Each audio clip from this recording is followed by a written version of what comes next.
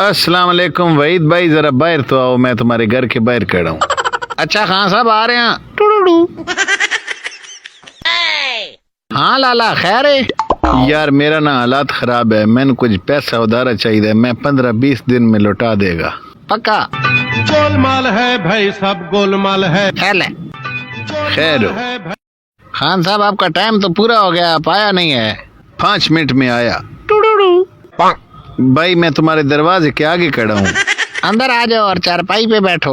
चलो मैं आ गया। आ जाओ आ जाओ। गोलमाल है भाई, सब शुक्र है लाला तुम आ गया है, मुझे बहुत जरूरत था आजकल। अब दो। भाई, सब गोलमाल है। ये क्या? यार मैंने तुमको बोला था कि तुम मुझको पैसे दो, मैं 15-20 दिन में तुमको लौटा दूंगा। ये लौटा है।